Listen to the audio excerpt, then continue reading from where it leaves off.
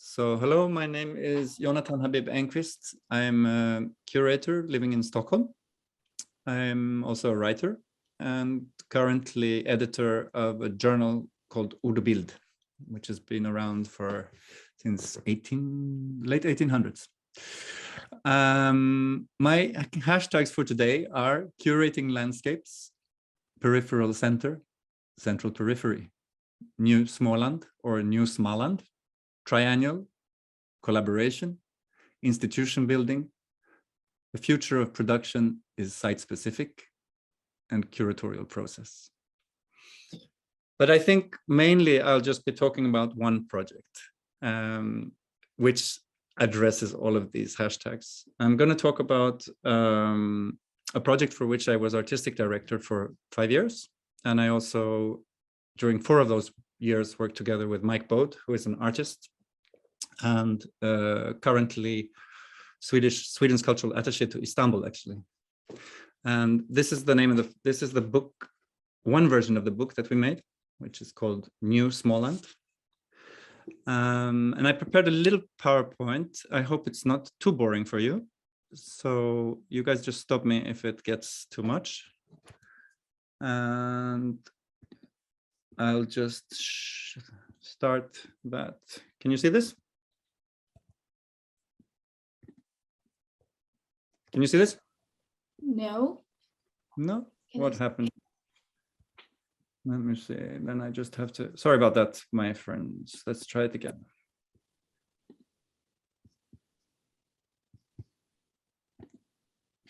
Now? Yes, I can see that. Perfect. So, this is an image that became kind of iconic for the whole project. So I just wanted to have that on the screen, and I will get to that as we move through the project. But the photograph was taken in a very small town called Mariannelund, which is probably, if you've ever heard of it, known because it's a place in the writings of Astrid Lindgren, the famous children's author, where Emil, a young boy, goes to see the doctor. But it's a town of about a couple of thousand inhabitants, where we did where some part of this project took place. But let me start from the beginning, and this is where I am. And maybe I should move you're behind the screens there on the right. And this is Småland. So it's this region where there's really, I mean, right above is the Stockholm. You can see the Stockholm archipelago. To the one side, you can see Gothenburg, which is the second biggest city in Sweden, and below it you can see Malmö, which is the third biggest. So it's stuck between these very large cities, but the area itself is really, for many people, not associated with contemporary art. Let's put it that way. It's characterized by dense forests, lakes, and perhaps most associated with these Astrid Lindgren stories, and sticks of peppermint, glassworks, things like this. It's quite a nostalgic, touristy area, or known as such. This is kind of what it looks like. And what's interesting from an international perspective, I think, working with a project like this, is that this this cliche, let's say, of Småland that Swedes have about Småland is the cliche image that the rest of the world has about Sweden. So in effect, working with this kind of landscape is in a sense also working with the question of the Swedish identity. And I just want to run you through some images of what this kind of Småland has represented. Småland is also the region where very large portion of the population migrated primarily to the United States, to North America, to Canada, and to Minnesota, which became like a new Sweden approximately 100 years ago, when there was a lot of poverty and famine. And this is an image from the filmatization of a very famous book, which is called The Immigrant Theory. It's a series, it's a trilogy called The Immigrant Series, which is about a Swedish family that moves to the United States and starts a new life. This is an image of the glass, of a glasswork. The glass industry was a very dominant industry there. These are very, very large glass ovens, as you can see. And the sort of part of this region is even called the Kingdom of Crystal, and it's quite full of glassworks, which have in recent years started to reinvent themselves or have, out of necessity. And it's also famous for furniture. This is where a lot of the Swedish small carpenters come from originally, but it's also the home of Swedish design like Bruno Mattsson. Here's another image from the glassworks. This is a contemporary glass artist, Åsa Jungelius, who I will talk about in a second, who is working in the glassworks industry. And this is actually the first IKEA store in the world, because of course, this is also where IKEA comes from, this region. And, you know, people have their summer houses there if they go there.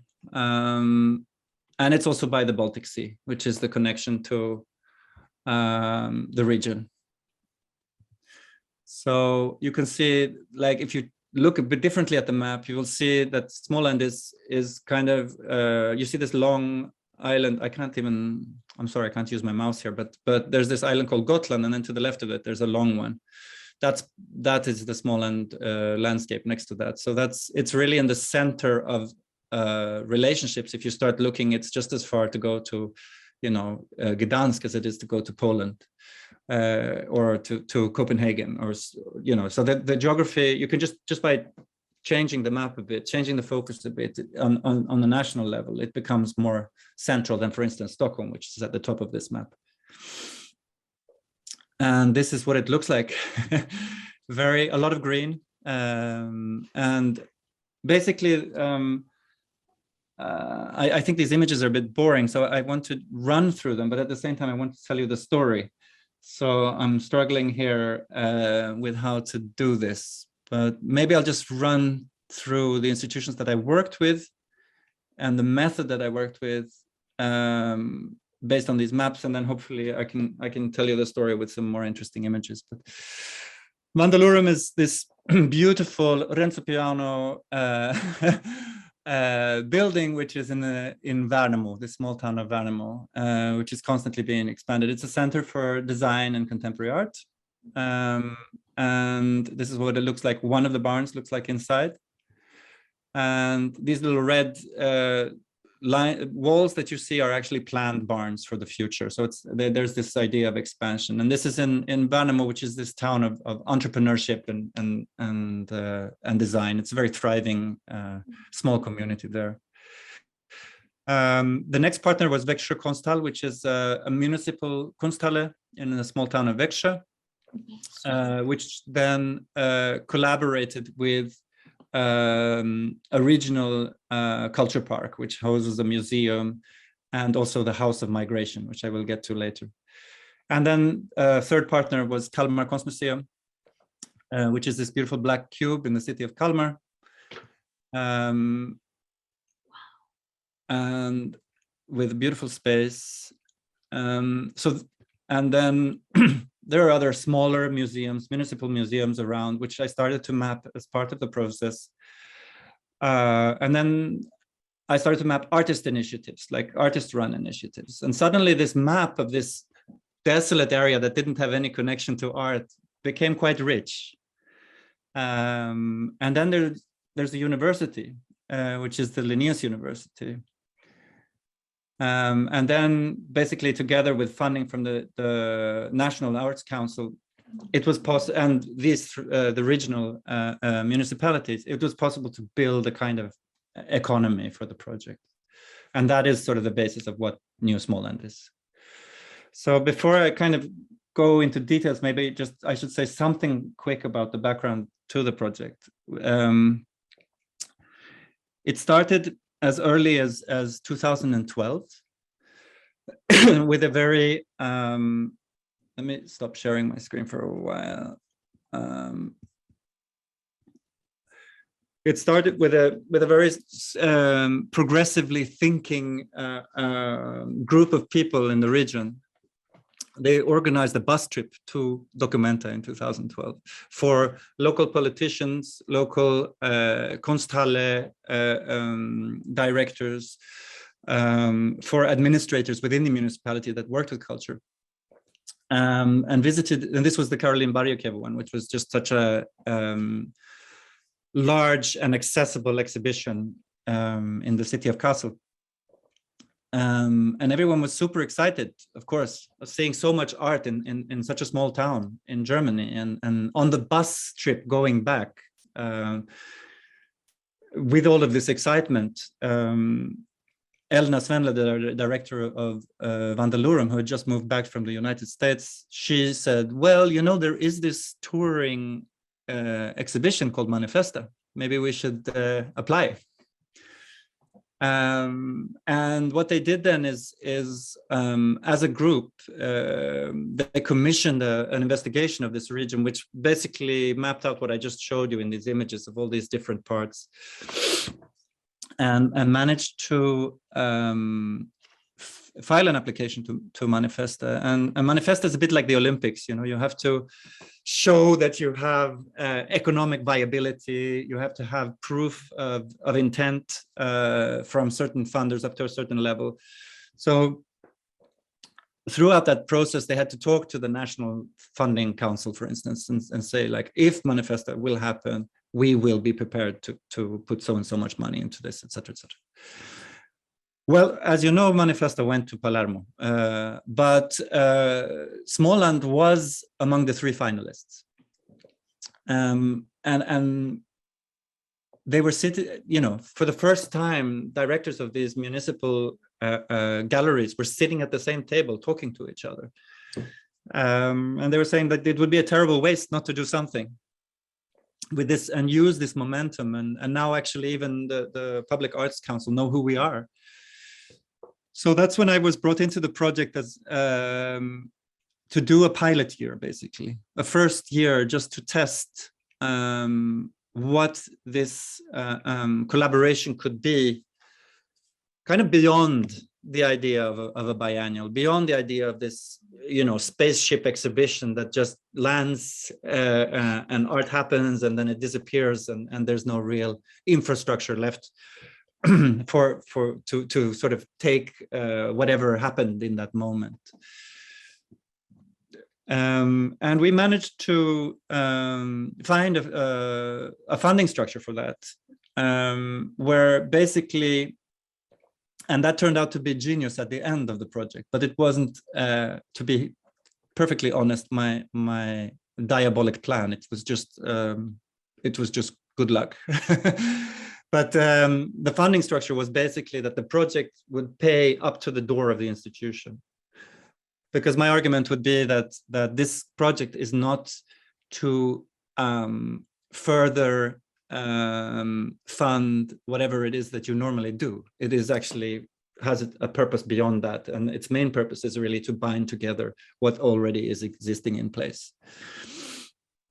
So I went through this list. I went through this idea of what this region represents, this cliche of this region, which is quite a dated idea of this region. You know, what are those?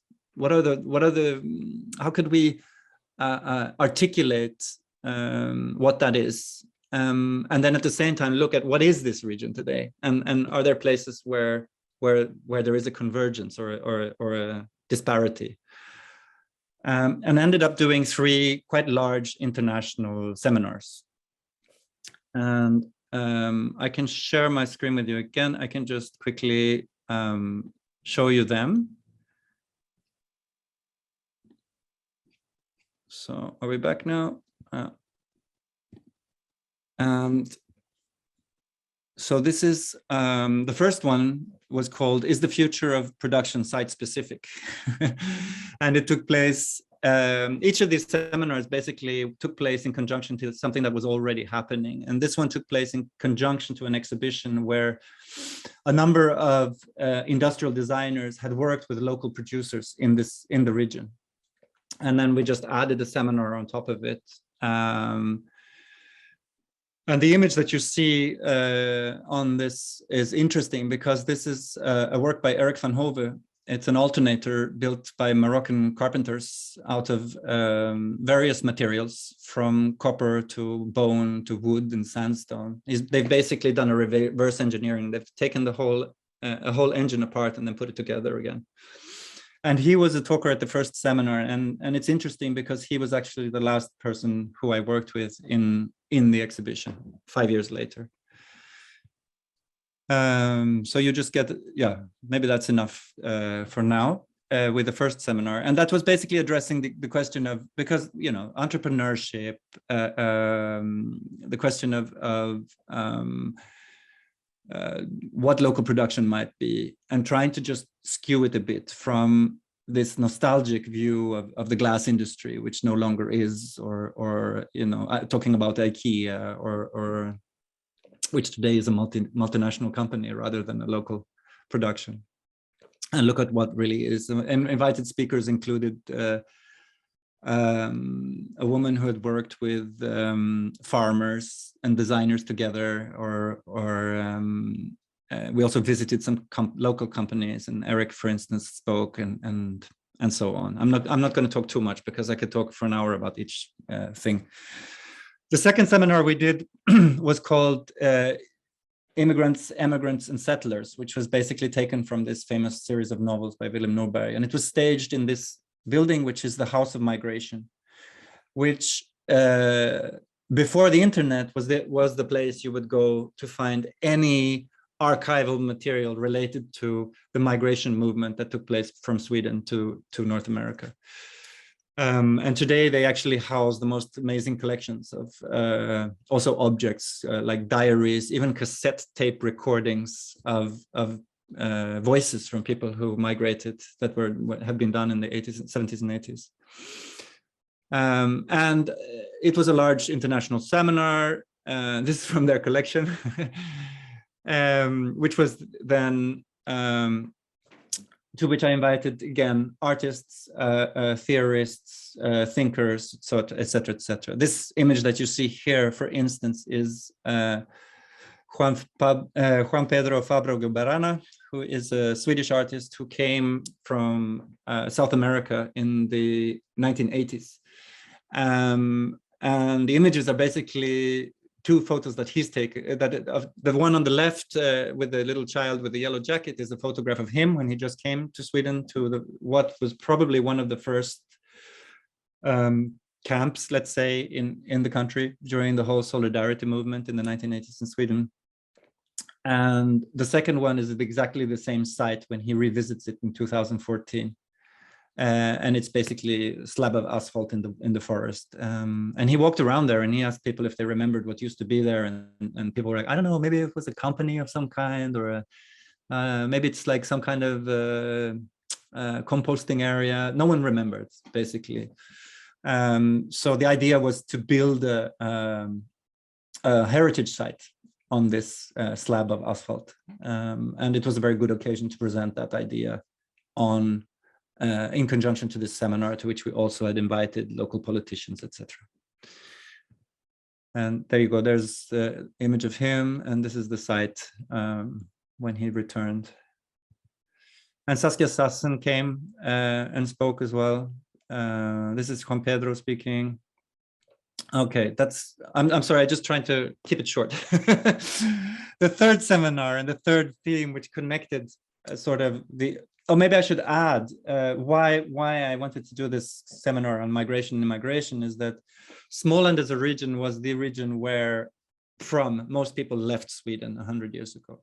So in some villages, up to 80% of the population migrated. At that time, and I think in 2016, like just at the break, when the largest sort of wave came of Syrian refugees in 2015-16, the municipality of Lessebo, which is in Småland, was the one municipality in Sweden which accepted the most newly arrived people. So that's like a total shift of function, you know, like from a place that people are leaving to a place that people are coming to, but in the function of migrants. And to address these questions, they're super difficult, but the choice I made in this seminar was to just pull apart sort of the history and the geography of that, and just say that this is an ever repeating cycle, and the directions shift constantly. So we invited, for instance, an artist called Enno Hallek, who had his 90th birthday yesterday. He came to Sweden from Estonia on a boat when Estonia was occupied. So and Juan Pedro was there, who came to Sweden in the 1980s. And then we also had a woman who talked about the Swedish colonization of the north in Sápmi, which was actually in parallel to the Swedish forming of a colony in North America in the 16th century. So we really just pulled the historical lines apart and talked more about the question of movement and migration. And then the final seminar was basically called Central Peripheries or Peripheral Centers, and was looking at this notion of center and periphery. And this took place in Kalmar. One of the guests was Center for Land Use Interpretation from the United States. And this is an image from a project that they have done, where they basically located all the places in the United States that call themselves the center of the nation. Obviously, none of these are in metropolitan areas. They're all in a field somewhere like here, or in a very small township. They documented all of these, and then they had a traveling exhibition that traveled to all the centers of the nation and showed them to the other centers of the nation. And this was a very appropriate project to bring also to Småland, because Småland has exactly that same sort of dynamic, and this idea of the center and the periphery is quite an acute question to be asked. We also invited Residents in Nature, which is a project by this glass artist who I showed on a former slide, and Kultivator, which is a collective of artists and farmers on the island of Öland. And then at the end of the first year, we made a magazine. This was my report, actually. I collaborated with a Gothenburg-based journal, and we made an issue about this region, cherry picking from, you know, people who had been involved in the project,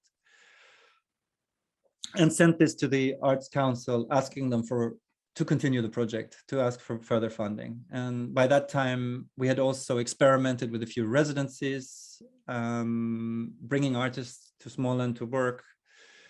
And we were lucky. We received some more funding. And I got really cocky. So I said, okay, I'm just going to do stuff that needs to be done. So in 2017, when we had received notification that we would be good for another 2.5 years, I arranged this Marianne Lund syndrome, which was basically an international retreat where I invited local and international guests to talk about potentials, challenges, and different kinds of artistic programming one can work with in places that are sort of hard to reach or off the radar, so to speak. And this is where we made this exercise with Marcus from Residents in Nature. That was how the day started, with him taking us into the forest and showing us how to make fire without the use of matches. And after that, we went to a space that is called Konsthall Betel, which is a church transformed into a Kunsthalle. And everyone was locked in there for 2 days.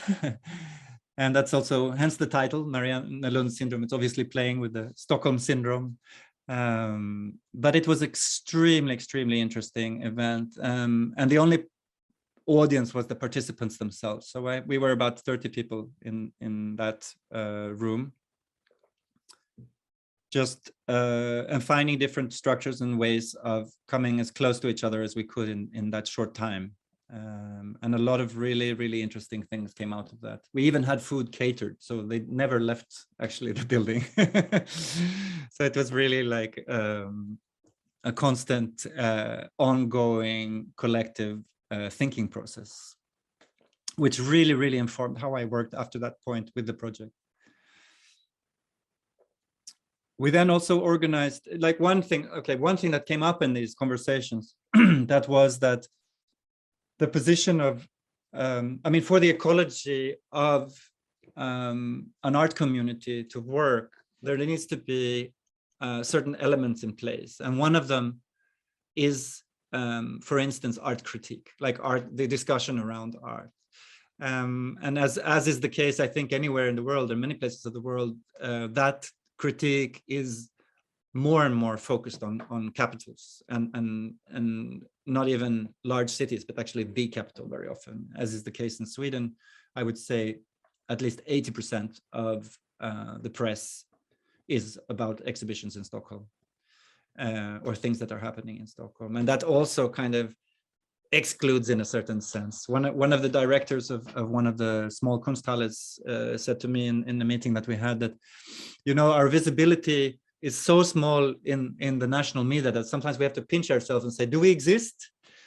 Because there is so little talking about what is being done. And I think that was also a clear incitement for me to figure out how to work with this project in a way that could create visibility. You know, they could not ignore this project. But I will get to that. First of all, so we kicked off, and here, by this point, we knew that we wanted to do something that was publicly manifest. When I had done this conversation with all of these people locked in, I just heard these local funders were going like, I mean, we're spending a lot of money on this project and you're just like doing stuff for the people who are involved. Like, where's the audience? Where's our numbers? Where's our, you know, payback? And fair enough, you know, it's to a certain degree, it's tax money and it should come back to the taxpayers. But I tried to explain, no, it's a process. And I was also in parallel to this running residency program. So there wasn't that much public output for almost a full year. But I was, don't worry, it'll be fine. There will be public output, you know. And I really wanted to build a model that is different from the classic model of the large exhibition process. So anyway, both strategically, with this plan in mind to make a larger public visibility of the project, and actually to address a question that was at the heart of all of these discussions, namely the question of art critique, we arranged a really intense seminar with the title Punctum Caesura, which is the blind spot, right? Talking about the blind spot of contemporary art critique, the place which is not seen in the public eye, so to speak. But it's also the place where you can relax, where you can slow down. It's also the place, it's also the pause, you know, in music. So we were really playing with this idea of the pause and the unseen. And we staged it in this fantastic hotel, which is a spa hotel in a small town that used to be known for its furs. So people would come from all over to buy fur. And these rich people needed a fancy place to stay, hence the spa hotel. Today, the town is not so famous for its furs, but the spa hotel is still around. So we could borrow it, basically, for a few days. And you can see here's one of the meeting rooms. It's quite a beautiful place. And we invited participants from all over. And I had this vision, you know, of the local press sitting next to Frieze, and that's kind of what happened. We brought someone from a newspaper which is covering, you know, townships of 2,000-3,000 people, together with representatives from large international art journals to discuss the predicaments of art critique and also compare the situation that you can find in let's say the non-urban areas of Sweden, with also the situation of the global south, for instance, where it's even worse. So it was very interesting to experiment with these, and we had things like we had sessions in the swimming pool and so on and so forth. And then we were running these residency programs. There are these amazing, I think it's the same anywhere in the world. If you start sort of looking outside of the capitals, you find the most amazing treasures. And in this tiny little town called Gränna, with maybe 6,000, 7,000 inhabitants, there is a museum dedicated to a failed balloon expedition to the North Pole by some people who at that time were superstars at the end of the 1800s. So this was international news. What happened was basically the balloon drifted, crash landed on an island called the White Island, not so far from Svalbard. And they took themselves over the ice until they eventually died. And their bodies were found, not only their bodies, the balloon, glass slide negatives, film, diaries, everything was found 30 years later. And all of this stuff has moved to this tiny little town, which has a museum dedicated to this, Carl Andreas, his name is. And we could build up a residency program there where artists were invited to work with the collections and the director. This is from the museum itself. This is an iconic image. It's probably the last image that was taken. They were three, so the photographer is behind the camera. And one rumor is that they died from trachea, which is a worm that you can get from eating ice bears, or polar bears, sorry. Teresa Hubbard, Alexander Bischler came there. They found an amazing story about the fiancé of the photographer, who, through correspondence, who was in Sweden when the news broke of the find of their bodies, and they she wanted to go there, but she wasn't allowed to for her American husband at the time. And then when she dies, another 30 years later, she writes in her will that she wants her body to be cremated and lie next to her husband, but she wants her heart taken out and buried next to Strindberg, the photographer. So these kind of stories that artists find when they start running through archives are quite remarkable. And there was no demand on the artists to produce anything, because I knew that if we have three, four artists in each residency, something will come out of it. Alexander and Teresa still haven't made a work out of this. Maybe they will. We ended up doing another work, actually, which I will show you later as we go through the exhibitions. We also managed to inaugurate a collaboration with the Soap Factory, which is a massive residency program and art venue in Minnesota, which is kind of like Swedish Minnesota, that has a very strong identity with this migration wave that came. And we made an exchange, basically. So a number of artists came to Småland, and a number of artists from Småland went to Minnesota during the course of this year, where we were doing less visible things, let's say. And these are the four artists from Minnesota having a presentation in a municipal museum.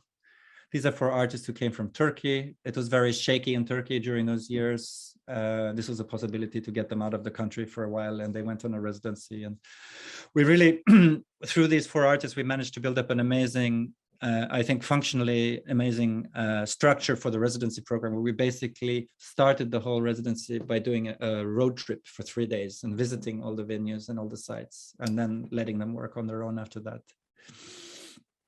This is one of the artists from there. We also, apart from being known for all of the things I've mentioned, Småland is also the missionary belt of Sweden. It's the church belt. It's where a lot of Swedish mission is based, and among other things, the Swedish Missionary Archive. And two artists who have for a long time been working with this archive, and predominantly images of Democratic Republic of Congo,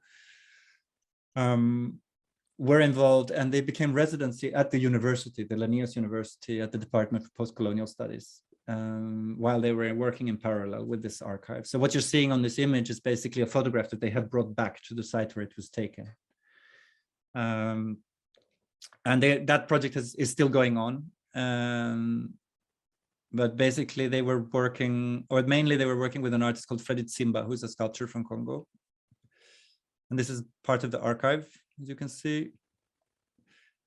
And then, I'm almost done. And then I'll show you what happened after that. And then we decided that, I mean, during all of this, we started, in parallel to all of this, we were working with this idea of creating this exhibition of sorts. I mean, we ended up creating something very different from a manifesta.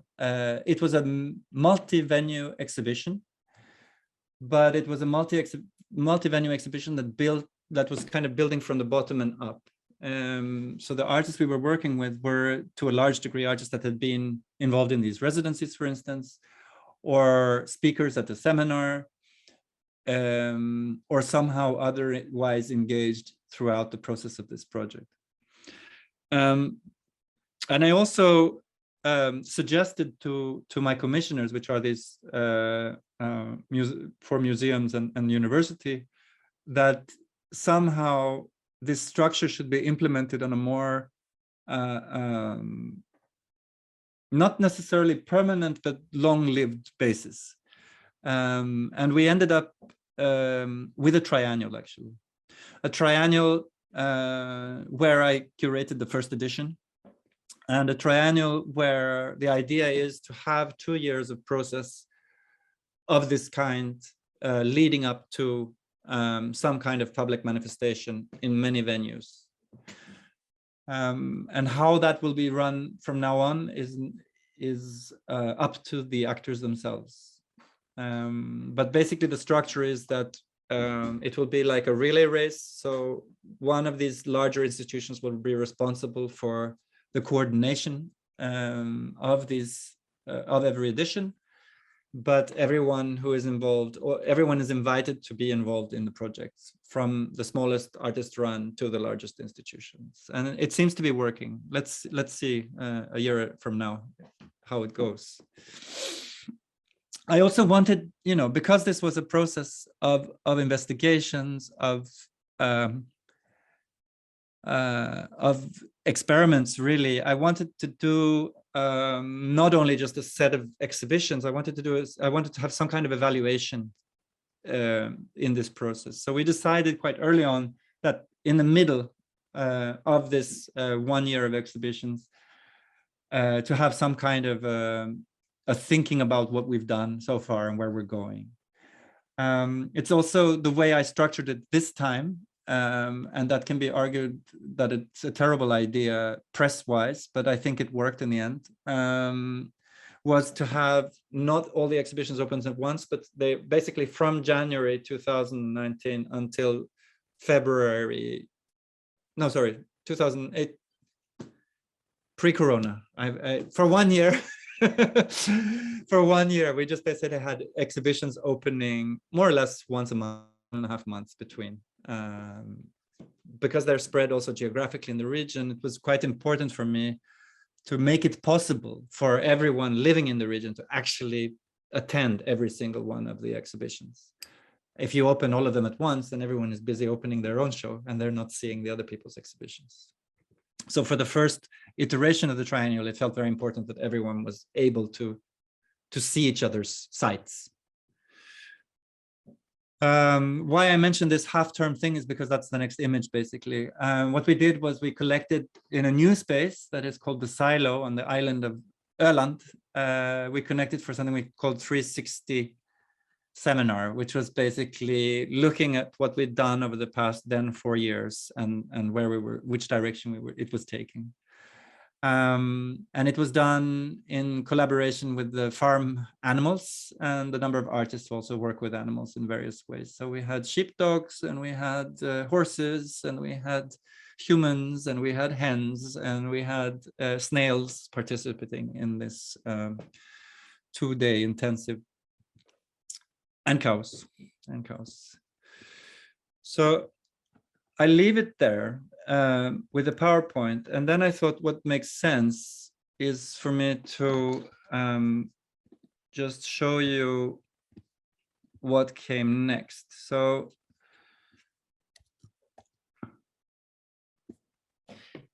it's this book here that I showed you. We made actually 2 books. There's a brown one as well, which says Nya Småland, and it's in Swedish. So, but it's an identical book.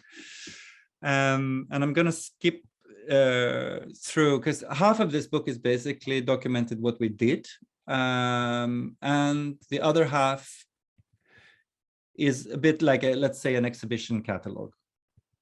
And I wanted to just pull through the so the part that I now call an exhibition catalog and show you what we ended up doing.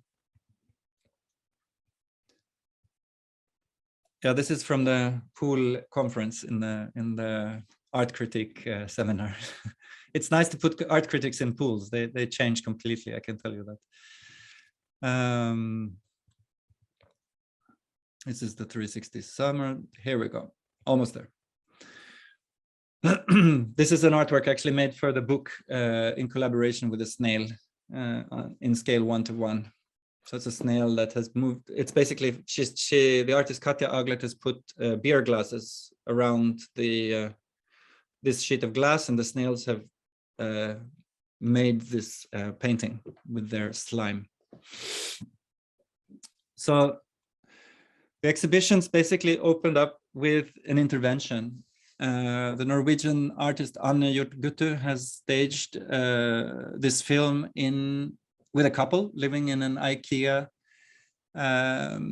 display unit and finding existential truths from the IKEA catalog. And I wanted to show this actually in the IKEA museum, but in the end they got cold feet, and we ended up putting it inside an exhibition of the collection at the Kalmar Art Museum, which was about the image of Småland, together with other sort of cliche images of Småland, so to speak.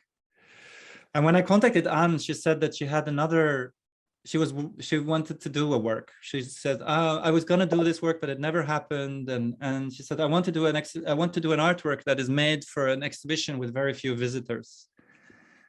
So I'll get to that in a moment. This is another intervention by Caroline Mortensen, who has been working with sites that are very picturesque and super poisonous. It's basically sites which are former glass shops, and there's a lot of heavy metals in the ground there, of course. So she's basically done little postcards where you can see the site, and then she has taken 2 plants, one that has been sent to a chemical analysis and one that she's dried. And then she shows the dried plant together with a postcard. And then she's basically inscribed the values of the toxins that are on this site. You can see the postcard here. Are you getting this ugly thing here? I mean, I don't know why it's showing up. Okay. And this was also then shown in the glass collection of the municipal, I'm trying to remember the English name of this museum, but it's basically the largest collection of glass, historical glass in Sweden, in the town of Växjö. Petri Sariko came on residency. He worked with children, and he made new lullabies for Astrid Lindgren, who comes from this area, of course. And this, I don't know if you know, I mean, Astrid Lindgren, the imagery around Astrid Lindgren is very much blonde children with blue eyes running around smiling, as in the illustrations of Ilon Wikland, who's actually from Estonia, by the way. And these are the children who actually live in Vimmerby, and they look completely different. So he basically invited the children who live in Vimmerby to sing new songs in conjunction to Astrid Lindgren's would-be 100th birthday. And then he also worked with a marvelous collection of woodwork from Axel Pettersson, who who makes these beautiful wood carving figures. And he invited people to select one figurine, and then he took a photograph of the figurine and the person who selected it,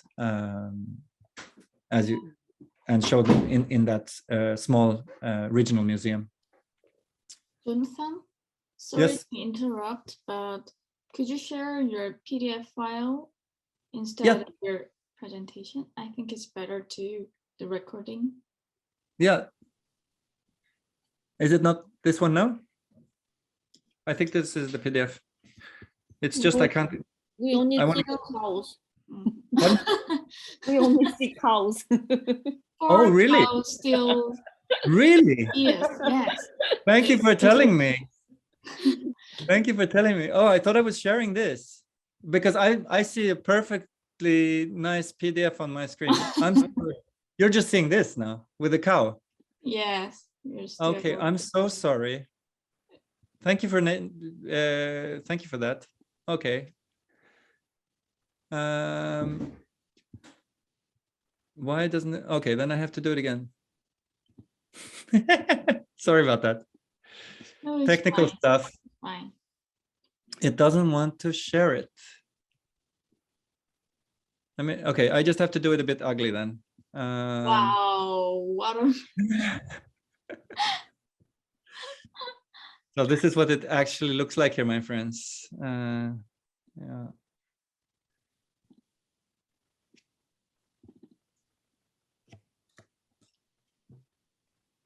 You got it now? yes. Okay. Thanks for Correct. telling me. I'm sorry about that. So you didn't see anything from the book? No, I But just we can imagine. Shall I then? Okay, maybe I just have to start again about the book then. Because I thought, oh, that's a shame. So you have like no idea what I was talking about. No, you sent me the PDF file, so I Okay. can check it. But Okay. I got you. Let me just, this is a nice project also. This is like, I invited Greece for Lovers to the first seminar and they made food. They made like this cliche Greek food. It was amazing. And we put the recipe in the book. Okay, let me shoot forward. Okay, maybe I just talk about the exhibitions again. It's the best way to do it. I guess.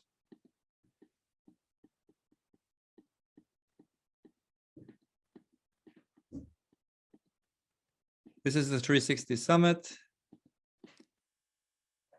Okay, here's the snail. Okay, this better? Okay, you just have to cut this blah blah and make it work. Yeah. Okay. Sorry about that. Am I talking a lot? 1 hour? Okay. You can cut away the last 20 minutes and just go back. Okay. Don't worry. So let me then, I just wanted to present, I think it's nice to present the exhibition so you can get an idea of what we ended up showing there. So this is, the first exhibition was by Anne Jordgutte. And she's a Norwegian artist who, in this case, has been working with a film that's a bit unusual for her oeuvre, but it basically rotates around a couple who live in an IKEA showcase. And I really wanted to show this actually in the IKEA museum, and was negotiating with them, I think, for almost 6 months before they decided to withdraw. It was too sensitive for them, which I think is really odd because she still had permission to make the film in an IKEA store originally. But basically this couple are discussing quite fundamental issues about life and existence through the IKEA catalog. And obviously you cannot make a show about this region without commenting IKEA. So this became quite an important thing to show. But when I contacted her, because this is done outside of the New Småland project, she said to me, oh, Jonatan, I really have this work that I want to do. I was meaning to do it for years. I want to do an artwork that is made for an exhibition space with very few visitors. And I will explain what happened with that in a few minutes. But we started off by showing that when the IKEA museum pulled out, we decided to show it inside an exhibition that was made at the Kalmar Art Museum with their collection, talking about the image of Småland. And it was a very nice way to start the entire project, to just kick off with a retrospective and a historical overview of the image of this region through history. And her work was sort of commenting on that situation. And then we also worked with Caroline Mortensson, who is an artist who has been also engaged with the project in various ways, who had looked at sites that were former glass industries that are extremely polluted because there's a lot of heavy metals, things like lead, like quicksilver, that has been used in the glass industry. Apart from tearing down all the forest around them for heating, they also have been letting out a lot of chemicals, often into water. And what she did was that she collected 2 specimens of flowers. One was sent to a laboratory for analysis, and the other was dried and kept. And then she has basically engraved on these found glass objects the values of poison that this contaminated area, that is on the postcard, holds. And then she collaborated with the museum curator, who placed these glass these glass objects that she had bought in various thrift shops in the correct place in the collection according to their historiography and way of organizing. So you would go through this enormous collection of glass at this museum, which is probably the largest collection of glass, I think, in the Nordic countries. And suddenly you would find these little postcards and these little glass engravings talking about the production of the glass and its effects that still continue to proceed today. Petri Sarko was one of the residents invited to work in the Body Cake residency, which is a collaboration with Kalmar Art Museum, and he decided to work a lot with with Astrid Lindgren in various ways. This was the centennial of her birth, and he decided to visit the city of Vimmerby, which is very well known, at least for Swedes, I think also internationally, given that her books have been translated into so many languages. This is the site of Bullerbyn, the village where all the children are running around barefoot and blonde hair and blue eyes, as in the illustrations of the Estonian Elon Wikland. But obviously, this has flavored the image that people have of Sweden, that people are blonde and have blue eyes, whereas the population of Vimmerby today looks entirely different. And this is an image of the children in Vimmerby who helped sing and perform these lullabies in the town Näs, where Astrid Lindgren comes from, a very small village. And he also worked with a famous woodcarver who has a museum there. I guess internationally it would probably be categorized as outsider art or popular art. And he invited people living in this town to select one of the carvings, and he also took a photograph of them and showed side by side the carvings by this woodcarver and the photograph of the person who had selected it. And Åsa Gilles was, as an artist, I've worked a lot with in this project. She was the founder of Residence in Nature. She's a glass artist. She was also the artist that, one of the artists that we sent to Minnesota, where she started to follow the traces of the beaver hunters. And we did a large exhibition with her in Bandalorum of about, I don't know, 800 square meters. And this is just some of the objects that she did on that occasion. You can see the venue here.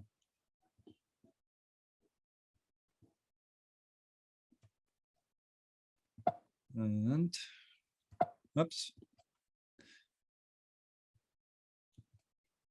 And then one thing that I wanted to do with this project was I really wanted to disrupt the usual logics of large biennials or large scale exhibitions. So a very simple move and a very practical move was to place the most established artists in the least established venues, and the least established artists in venues where they actually could receive a lot of institutional support and make the artwork happen.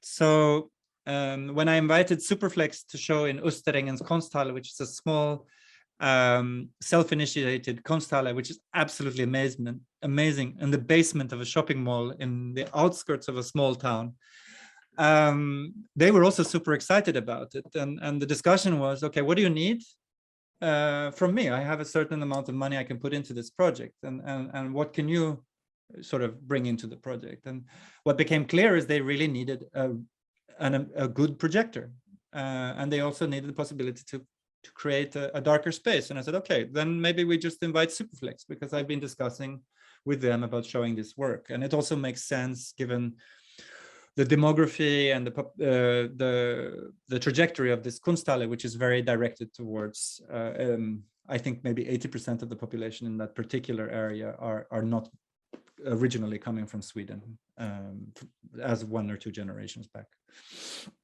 And we decided to show this film by Superflex called Kwasa Kwasa, which is basically talking about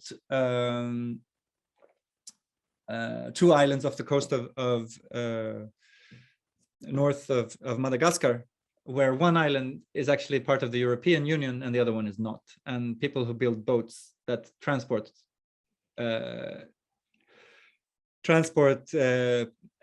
for instance, if someone is in need of healthcare, they will be transported on a boat like this illegally to Europe outside of Madagascar. And it's just telling that quite particular story. And it made a lot of sense at that time to show this work, given what this discussion was in Sweden, but also in this area. And then this is an anonymous collective called Curating Public Space, who did a massive takeover of a municipal konsthalle in Växjö. I'm not going to talk too much about every single project. Leila was an artist who came from Minnesota to Sweden and did a project site specifically here about lupins as an invasive species. The lupins were brought from Minnesota by the people who returned to Sweden and is now a so-called invasive species in Sweden. So she was using this invasive species of plants to talk about also migration and movements of people in various ways. And then Anne Ekman, Cecilia Gardemar, and Fredrik Simba with the project that is looking at the Swedish archives and the images of Congo and all the complexities that entails, was shown in 2 iterations. So they had the first show, which is the one you're seeing images from now in Kalmar, and then they were artists in residence for a full year, and then they did a second iteration of the same exhibition with reconfigured in a new venue within the framework of this entire exhibition process. Anders Sunnah is an artist from the very north of Sweden. He's an indigenous artist from Sápmi. He's actually representing, it's not the Nordic Pavilion next year, it's the Sápmi Pavilion in Venice. And he did a solo exhibition, but also a mural in the small town of Nässjö. This is the mural he made. It was when the Amazonas were burning. And then Aniut Guttu, I managed to find the venue with the lowest visiting statistics of all the venues I was working with, and it ended up being in the small town of Virserum. I think I spent 8 hours in a car with her, going there, picking her up and going there. It is obvious that one large problem with this region is the question of infrastructure and getting between places. She lives in Oslo, which should not be too far away from going to a town in the middle of Sweden, but it was extremely complicated, and I had to rent a car in the end. But this artwork was I think, a beautiful example of what happened when it was realized, because people were really engaging with everything that we showed in this series of exhibition. And this work, I think, was so interested on the level of reception, because I managed to get a review from a very established Nordic journal called Kunstkritik of this particular exhibition, because it's a very established artist. But and then I also got one in the local paper, which is a very, the Vimmerby-Posten, as they call it, a very small local paper. And it was just so interesting to compare the tonality of these two articles, where I really felt that the local journalist who had no connection to the art world was really talking to the artist, asking genuine questions, trying to understand what it was about, and trying to explain it in a language that was accessible to everyone. Whereas the critic that was coming from this established art world perspective was extremely questioning to why I'm bringing this kind of art to the middle of nowhere. Like, why do these people who live here actually understand this kind of stuff? And I thought that was very interesting to see those two articles side by side, and how exposing that is of part of the problematic of working in the region that is not about the region, but also about the reception from the very urban-centered critique. Here's some stills from that absolutely fantastic show. And we also showed, again, the IKEA. And then Bruno Lagomarsino did a site-specific work with in the House of Migration, where he showed several artworks, including these photographs, which I think are quite amazing. It was a local photographer that he managed to find from the region who had taken photographs of migrants who had come to Småland. I think it's after the Second World War. And every time, at that time, Runo he lives in Malmö, and he was going between Malmö and Copenhagen. And at that time, there was a lot of passport issues between our countries, which is quite unusual. I mean, it's been quite open between the Nordic countries historically.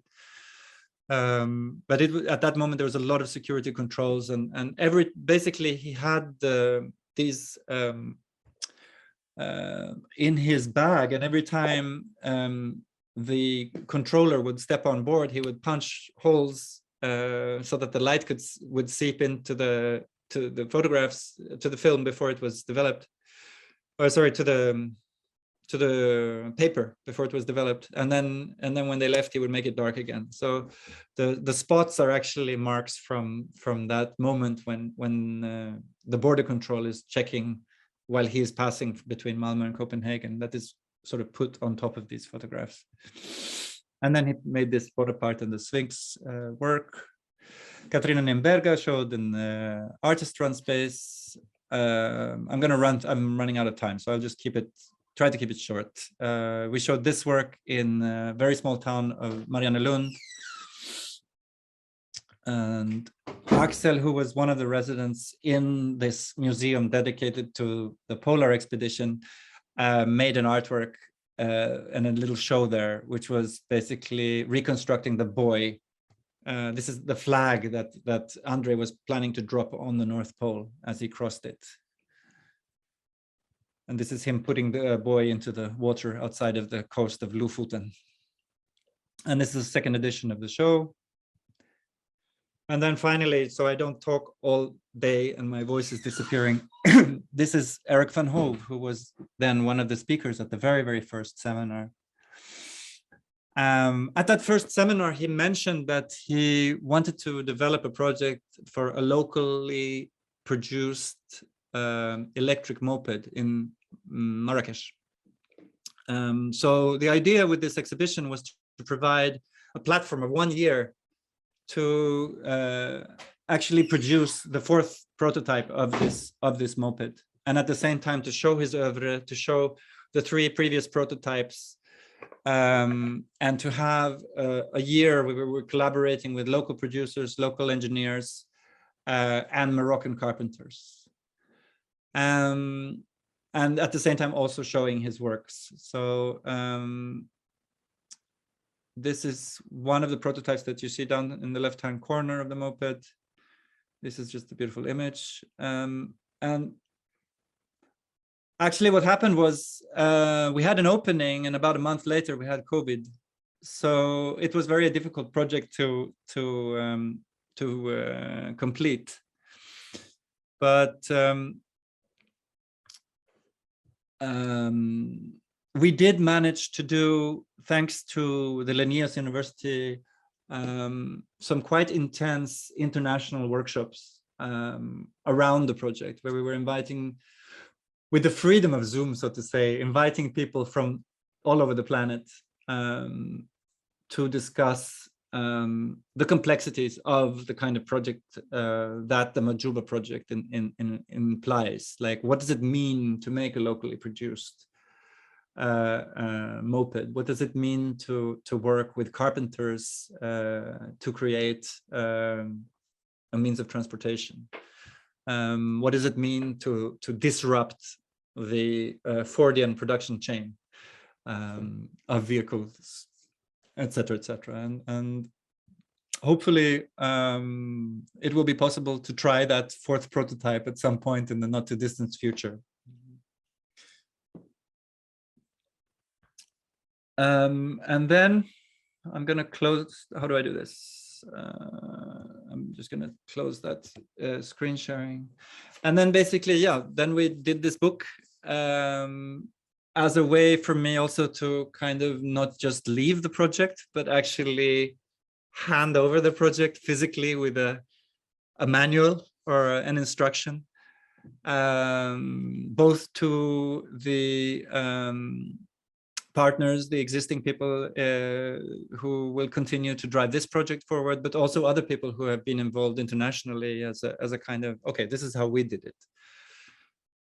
Because one thing that's become very clear in the process of this project is that I'm not alone, as one seldom is in thinking about working in different ways and in these kind of more organically collaborative large-scale exhibitions, rather than sort of the spaceship model large-scale exhibition.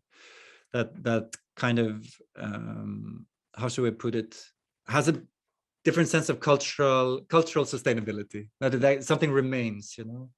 And it can be on the level, as I explained, you know, on these very simple gestures of me using the budget to get something that the institution needs to have after the show's gone, or on the level of sort of introducing discourse or introducing another way of producing things.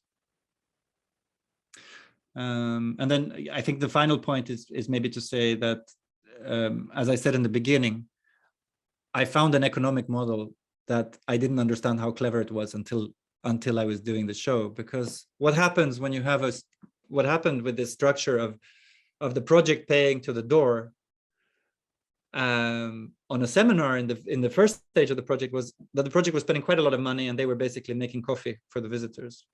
But what happened when you make an exhibition is that I get the artists there and then they have to produce the exhibition.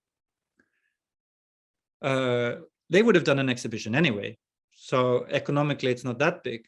And actually, they're getting an exhibition that is researched, you know, over 2 years' time through residency programs, etc. Which means that it's actually, if they would have produced that without the context of this framework, would have been a lot more expensive and complex to do. So I think I really believe that this is a good model to work with when you're working in these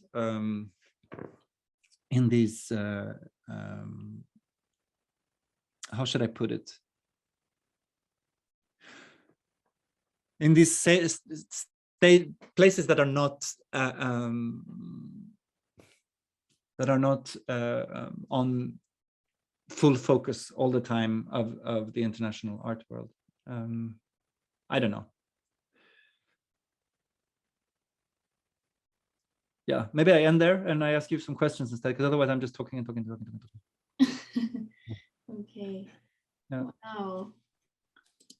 It's quite a time.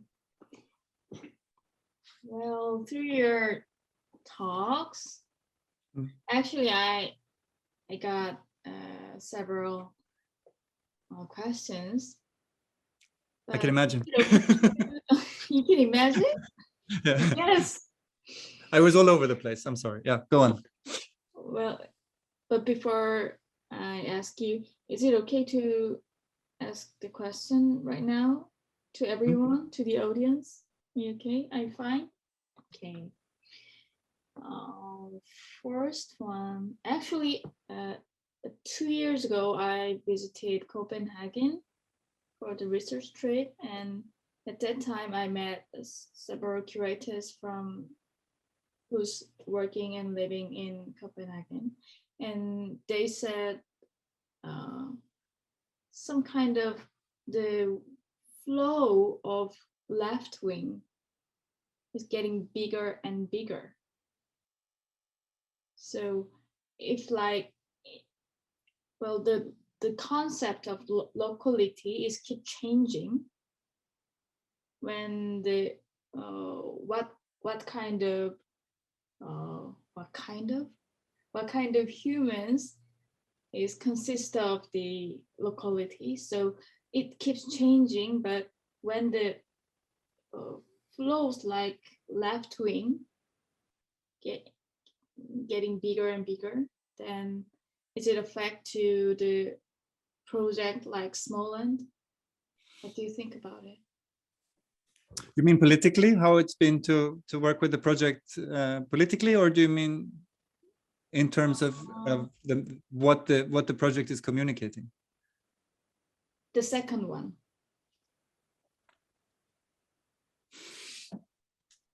So I think, I mean, my remit was really to to look at, I mean, the basic task, let's say, of the project was to look at the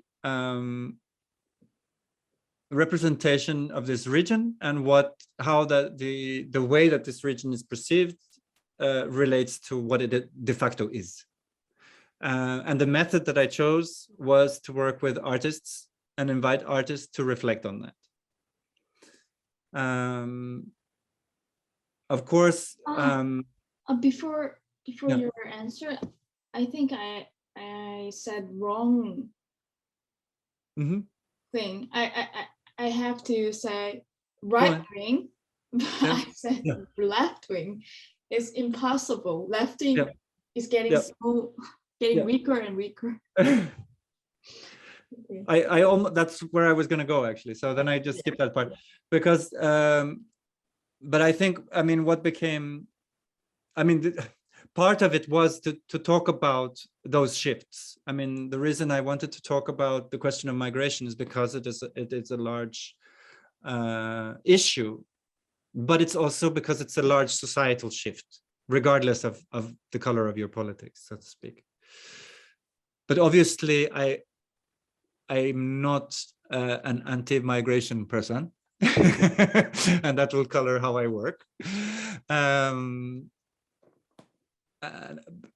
The interesting thing about I think I actually have to answer the first part of the way I interpreted your question, because the interesting thing about this process is that there are 3 regions, and the 3 regions have different political steering, and that affects the cultural policies of these 3 regions.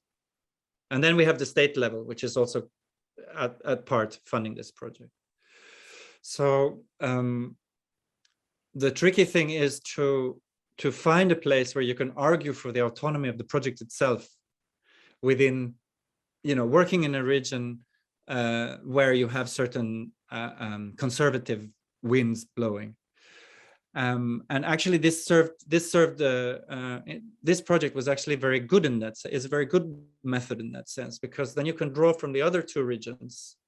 You can actually just talk about numbers. You can say, oh, we only have to pay, you know, 15% of what the total cost is, and we're going to get this much for it. And then you don't have to actually talk about like, if you're just talking about the structure with them, you don't have to talk about the content, because they're so happy that they're getting a good deal, so to speak. But then, of course, there are certain places where you will sense a certain political resistance. What I haven't said, you know, about these situations or this process is that something that became very clear for me, that might answer your question a bit also, is that when you're working in this way, you're not really working with an audience so much as working with a community. And that I think is something that's very interesting when it comes to this question of political reaction. Because if you make an exhibition in an art venue and there's a strong backlash from far right, for instance, that is usually an audience reaction. It's someone who comes to see the exhibition, they're provoked and they throw out things on the internet or talk badly about it or go to the press. And I have had a few experiences like that, of course. But if you're working with community, then it's another kind of negotiation. It's about, for instance, if I've had, and it also affects the political situation, I think. If I have an artist who is working in, for instance, in a collection with artifacts that no one else in the community is interested, except an artist who is like, oh wow, this is so exciting, an old pot, the people who are working there are going to be super curious about that artist. And they're going to go to the exhibition and they're going to bring their friends and they're going to talk about that pot with that artist. And suddenly, they're talking to a person, I don't know, from South Africa who has a story that comes about that pot that relates to South Africa. And there's something happens in that moment of community that is very different from your classic sort of audience situation where you go there and you see the pot and there's some text and it says, there's an artist from South Africa, he looked at this pot. And people get provoked and then they write something angry in the newspaper. Like, why are we using taxpayers' money to bring someone from South Africa to look at a pot, for instance? But so I think that is a really key thing when you work with these processes, to constantly be aware of the layer of the community. And when it's a small society, like the case is here with townships of 10,000, 15,000 people, that is totally possible. So I don't know, that's a way to try to answer that question. But I think Natalie have a similar experience right now. It's true. Actually, I had a show in Ansang. It's very beautiful reserve lake like this. Wow. We have a small exhibition. I mean, those kind of small houses venue. Yeah. I use the houseboat. Yeah. And then the community people, there's never exposed to the contemporary art. But we start to do something, and then I have a totally different reaction. And I'm totally agree with what you mean. So with working with the community is totally different. The working in a museum or the art space. That's the reason I'm really curious. I'm very interested in your small land project because of the process quite similar what I done with the Suyang.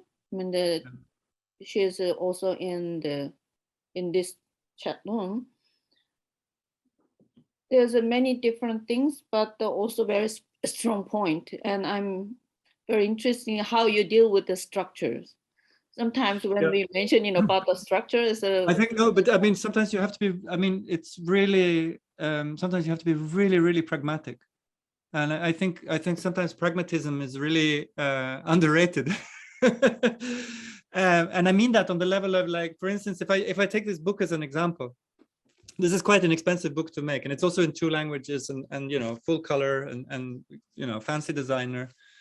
It has this like imprint, etc., etc. That's not within the economy of this project, with the budget that I had. But the conversation was basically, okay, guys. Normally, when you do an exhibition, you make a little something, no, like a little leaflet. 20 pages, little bio stuff. So how much does that usually cost? And then you start asking around the room and everyone's like, oh, they start answering in percentages, or like someone says, we don't have any economy for that at all. We just do it on the photocopy machine.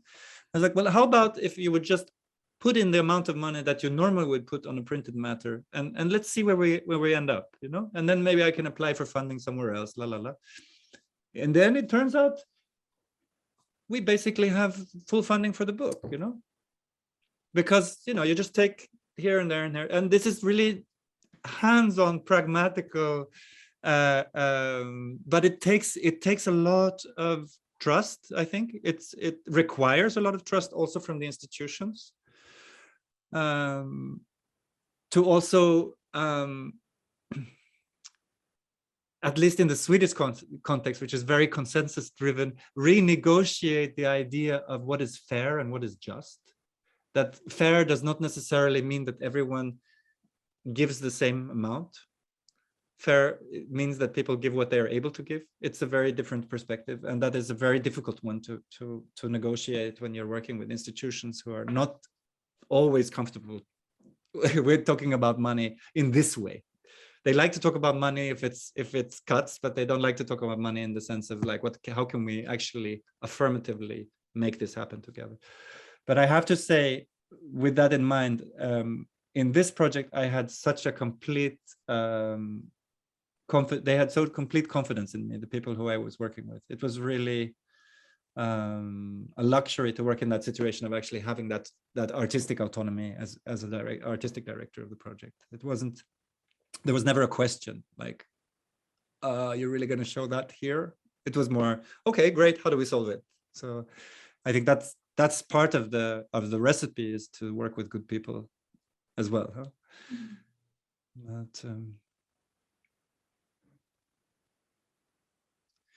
yeah, and then I think the other learning thing in this context that I really learned to appreciate is to not underestimate the local press and the local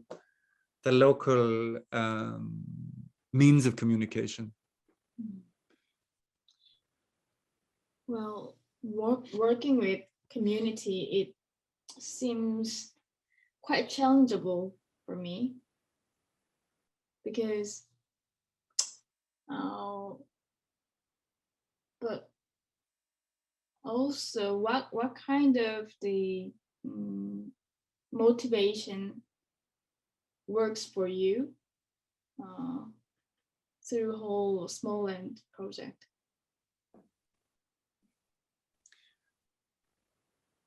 I think there wasn't really, I mean, I think I was also, another key thing was that I had my man on the inside. You know, I was working together with this artist, Mike Bolt, for the first 4 years. And Mike was simultaneously part-time working as an art consultant in one of the municipalities. So he was able many times to mediate and translate to the language of the cultural bureaucracy, the local cultural bureaucracy. And also he's an artist who's been working a lot with social projects. So he was very helpful in that whole process. But I mean, from my part, it was really, and I think with everything I do, it's quite simple for me, in the sense that I know where my loyalty lies, and my loyalty is always with the artists. And that means that because they're taking a completely different risk than me. I mean, if it's a bad show, it's my fault. If it's a good one, it's thanks to them. No, that's kind of, that has to be the logic. And I think when you work, for instance, in this context, for instance, I mean, it's the artists who are in residency and who are working on site that are really have a kind of level of engagement on the specificity of their individual projects. That precarity is greater than the precarity of mine as someone who is just trying to make all of these different locally rooted initiatives click together. So I'm negotiating, I think, on another layer. And then I always have to, what I have to do is I always have to sort of defend the position of that artist and the risks that they're taking. I think that's at least how I see it. Well, then could you define the concept of the authenticity of curators by yourself? Is it? It's the most fake job, huh? Let's get into the center. I just think for me I always think of curating in relation to the artist, and I think that relationship is that my job is not to be Don Quixote. I'm not the one who's fighting against the windmills. I'm Sancho Panza on my donkey, you know. And sometimes you take a beating for the sake of the artist, and sometimes you get praise when they should have praise. But it's a very different risk we're taking, and it's a different position that we have, I think. So it's I don't know. I think it's a very practical job in a sense. No, what do you say, Natalie? It's quite practical, no? It's like, look, do you need 5? Maybe we can just have 3. I mean, this is usually that's to be another, you know, to be the first viewer, like, or something like this. But yeah, or I mean, a lot of it is also just arranging stuff, going to strange places, finding weird objects, or making telephone calls to get access to things. Yeah. Well, recently I have several questions about the curator's curatorial practice, because after Harold Jaman, all the curators keep making the exhibition like the curator as a creator, but somehow I think it's a little bit weird, because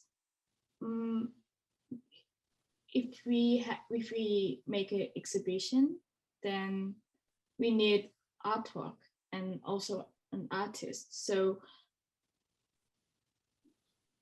it have to be a mediation between the art or something, art to public or not audience or something.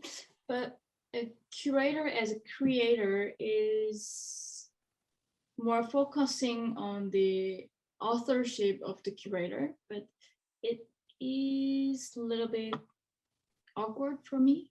What do you think about that? I'm not sure.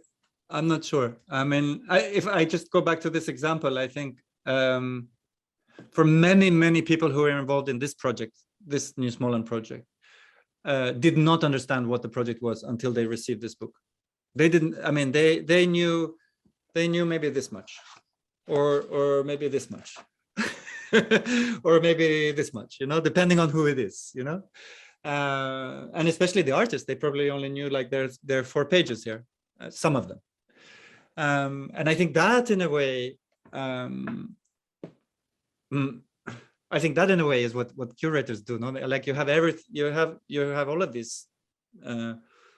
It's a lateral form of thinking. It's another direction of operations. The artist is very much, you know, in their tunnel vision, in their focus, and should be, you know, very much on their question. But for me, at least, as a curator, I think it's working on this level. And then at some point, hopefully, there's a moment where you can bring it back and create something like this, which is telling the story in this direction. But the thinking is all the time taking place on a more lateral level. So I think that's quite a fundamental difference in methodology in my experience. Then of course there are exceptions. There are probably as many different views on this as there are curators or artists. But that's, for me, that's a way to understand why I'm not an artist and don't want to be an artist. And it's not interesting for me. And then what I do might be artistic, but it's not artistic in the same way as an artwork. It's more, you know, saying that what happens if we put this thing over there instead? So, and then of course, and then there are artists who work like that too. But for me, that's very much. And then I think the relationship between the artist and curator is of course also very different. There are many curators who work with artworks. I mean, this is one reason why I resigned from working in a museum, because I couldn't work just with objects. I wasn't interested in performers and moving stuff. I was interested in working with artists. And I think this kind of project is very much working with artists. It's when I invite an artist to a project like this, I don't say, I want to show this work. I say, I saw this work. I'm working on this project. It's about something. And it kind of makes sense to me. What do you think? And sometimes the artist will go, yeah, go ahead, just show it. I don't have time to do anything else, and it'll be nice. And sometimes the artist will go, wait, you know, I did something 10 years ago, which is much more interesting. Or some, like with this example of Anne, she will say, oh, you know, I wanted to do this project and it never happened. Can you make this happen in the context of this exhibition? It would be so nice, you know. And then you start working together and you have a dialogue that goes over many years. And sometimes you talk to an artist. There are artists that I talked to in this project that we never did any thing for the final exhibition. And maybe in another context, in 4 years' time, I'll be working with them again. Maybe I won't, you know. And I think that fluidity, maybe it's significant of our generation, Natalie, to work with that we're working in kind of a constant conversation with many different parties, and sometimes it becomes an exhibition, sometimes it becomes a book, sometimes it, you know, that's not the important thing. The important thing is to be part of that ongoing discussion. Is the generation matter? Or at least, I don't know if it's a generational thing. I don't know. I see a lot of younger curators who are very much reminding me of the generation before me in the way that they're working very much with showing artifacts in a space. So that's maybe why I suggested it might be a generation thing. And I agree with your ideas. I'm working with the artist. That's the reason that I have a different form of the project. Doesn't matter, it's a cooking or the traveling, but when I be with the artist, I always got the inspiring, and I can see that whole different perspective. That is my really good pleasure. And if we can say it is also the creation, but it's creation, but it's a different forms. And I mean, personality, it's not a generation, I think, but it's depending on the personality. Someone is really feel safe in a museum or the White Cube or the institution, but some of them is quite stuffy in that situation. That's the reason go out and meet artists and make some kind of local or the community-based project. And I think one doesn't have to exclude the other. I think this is a good example. Actually, this project is a good example of how you can do both at the same time. And I think, for instance, as I was saying, like taking the younger artists with or the less experienced artists and putting them in the larger exhibitions was not only kind of a gesture of, say, you know, reshifting hierarchies. It's also a highly practical thing, because if I invite a less established artist, I know that the institution will take care of them. I know that there will be a technician there. There will be a light person there. There will be someone who will be able to, you know, support them in a way that perhaps an artist who's been working for 20, 30 years doesn't need, you know. If they know that the conditions that they're stepping into are rudimentary, they will work from that, because they have enough self-confidence and security to do that. So I absolutely think that the two things don't have to cancel each other out in any way. It's just that you work just slightly differently in the two different situations, I think, and you have to step a bit more lightly when you're working outside of the confinements of the museum space, I think. Can I ask a question? I just have a very quick question. Please. Hi, I'm Sue. I'm currently working with Natalie on the project that she mentioned, happening in Art Song. Sorry, I missed the early part of your presentation, but if I remember correctly, you mentioned about evaluation, your interest in evaluating your project while it was in the process of sort of unfolding.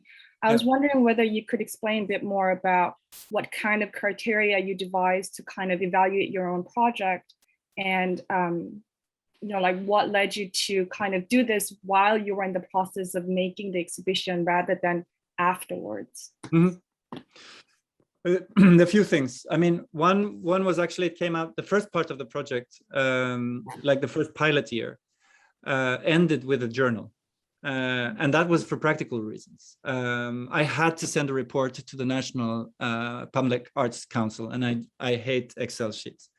So I basically sent them a balanced budget and a journal. And it's quite an established, journal also in the country. So it was like a nice gesture, but it was also a way for me to performatively say, look, this project has potential to be even more.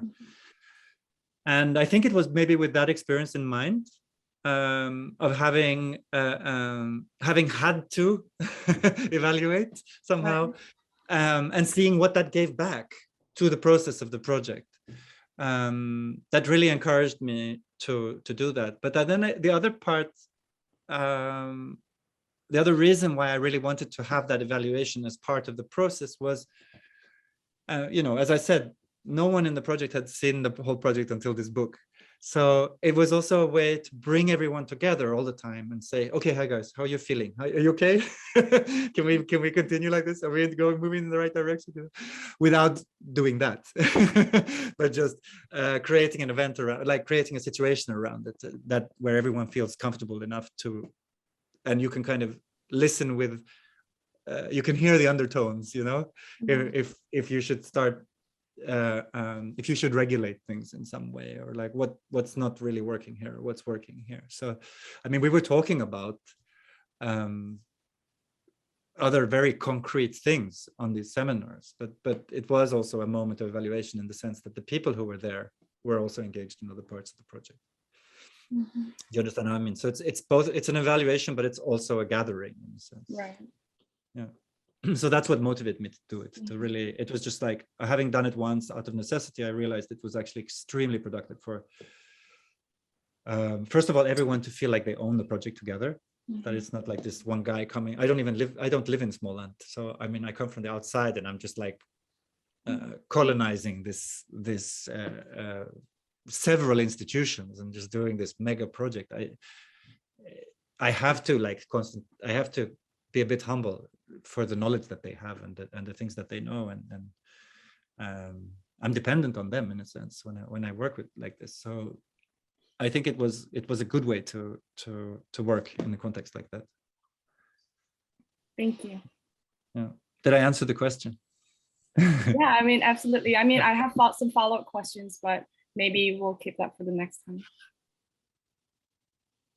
And then I mean, I have had an evaluation afterwards. So I was interviewed, I think 1 year after the project. I asked them to contact me a year after the project. Like the people, the project has now been left. I've now given the project, so to say, to the ones who commissioned me from the beginning to continue to run it. And then they commissioned an evaluation where they interviewed me, they interview all the people involved, and they will process that in preparation of the next edition of the triennial.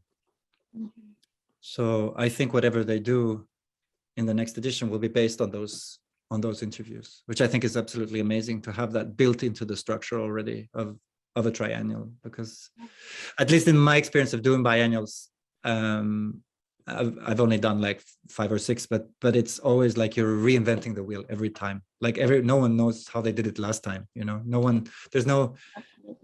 even if the biennial itself is an institution, there's no institutional memory within the institution of things that should be quite obvious. Like what are the routines around transports? What are the routines about accommodations? Like you have to renegotiate every time you do a biennial, which is really strange. And I think one way of avoiding that situation is actually to do it like this, that you have that pre-evaluation the in-between evaluation. And then also that you have this process of artists in the 2 years when there's not an exhibition, you have artists, in residency or embedded within the project's own development. Well, thank you so much for your answer. It was really insightful as well.